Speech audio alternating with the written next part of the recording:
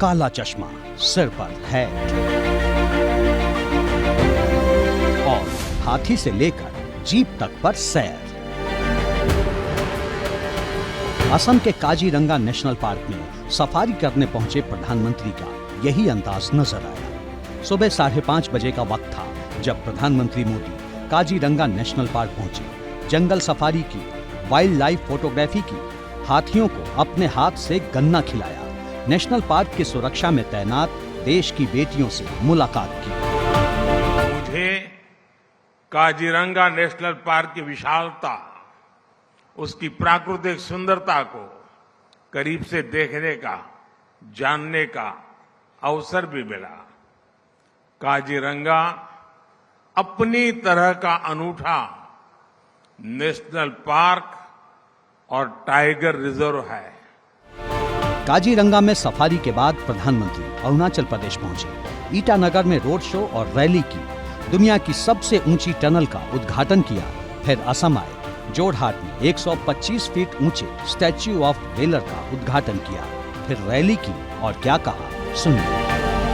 देश का ये प्यार मोदी को इसलिए मिलता है क्योंकि मोदी ने 140 करोड़ देशवासियों को सिर्फ अपना परिवार ही नहीं माना, बल्कि उनकी दिन रात सेवा भी कर रहा है। जोरहाट की रैली में पीएम मोदी ने वही नारा लगाया जो वो अमूमन हर रैली में लगाते हैं।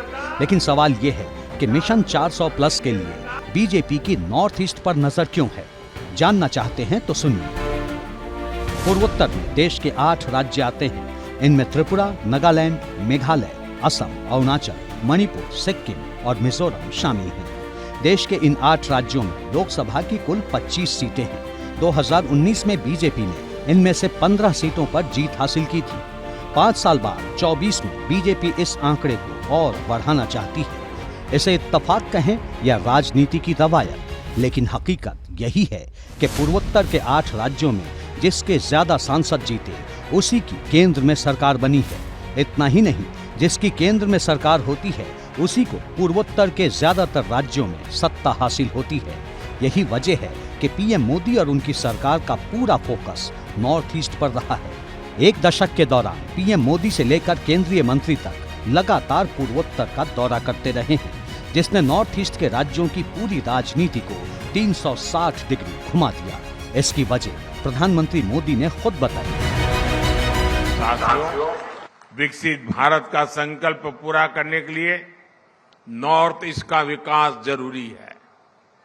कांग्रेस के लंबे शासनकाल में नॉर्थ ईस्ट को दशकों तक सरकार की उपेक्षा सहनी पड़ी है। विकास की कई परियोजनाओं का शिलान्यास करके फोटो खिंचवा ली, लोगों को गुमराह कर दिया और फिर भाग गए, हाथ खींच लिए। लेकिन मोदी पूरे नॉर्थ ईस्ट को अपना परिवार मानता है। सियासत अपनी जगह है, लेकिन इसमें कोई दो राय नहीं है कि एक दौर में पूर्वोत्तर पर जिस कांग्रेस का शासन था, आज वही कांग्रेस हाशिए पर जा चुकी है। 2016 तक बीजेपी पूर्वोत्तर के 8 राज्यों में एक भी राज्यों में सरकार नहीं बना पाई थी। लेकिन 2003 में बदले घटनाक्रम में पूर्वोत्तर के गेगांग अपांग ने पहली बार मुख्यमंत्री के रूप में शपथ ली और यहीं से पूर्वोत्तर में बीजेपी की राजनीति की शुरुआत हुई।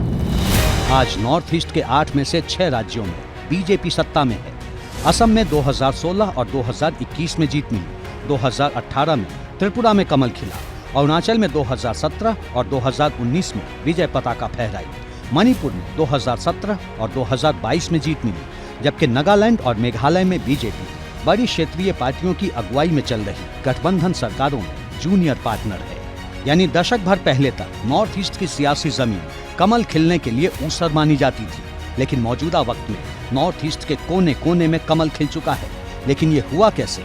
जवाब है प्रधानमंत्री नरेंद्र मोदी। पिछले 9 सालों में पीएम मोदी 60 बार से ज्यादा पूर्वोत्तर के राज्यों में जा चुके हैं। नरेंद्र मोदी देश के पहले ऐसे प्रधानमंत्री हैं जिन्होंने लगातार इतनी बार नॉर्थ ईस्ट का दौरा किया है।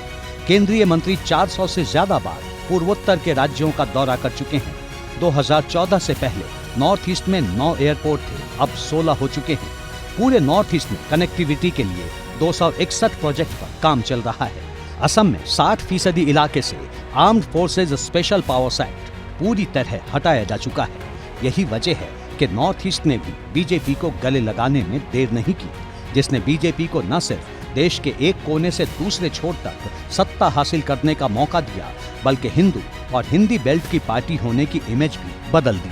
ऐसा इसलिए क्योंकि सबसे ज्यादा मुस्लिम आबादी वाले बड़े राज्यों में कश्मीर के बाद बीजेपी शासित असम का नंबर आता है, जहां 34% से ज्यादा मुसलमान वोटर हैं। बाकी राज्यों की बात करें तो नागालैंड में 87.9%, मेघालय में 74.5%, मणिपुर में 41.2% और अरुणाचल प्रदेश में 30.2% ईसाई आबादी है। लेकिन असम को छोड़कर पूर्वोत्तर के बाकी राज्यों में 1 से 2 लोकसभा की सीटें हैं।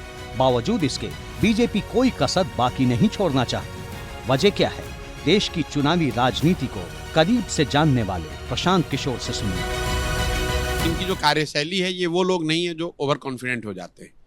दे गो फॉर द किल। अगर उनको मालूम है कि वो जीत रहे तो भी वो हल्के में नहीं लड़ेंगे।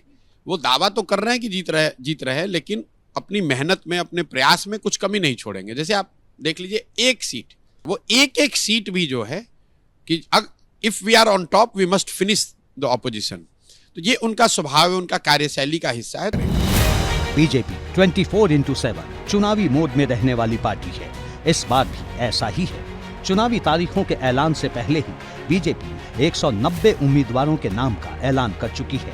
प्रधानमंत्री मोदी देश के एक छोर से दूसरे कोने तक तूफानी दौरा कर रहे हैं, लेकिन पूर्वोत्तर के पॉलिटिकल गेम में अगले कुछ महीने कैसे बीतते हैं, ये देखना दिलचस्प होगा।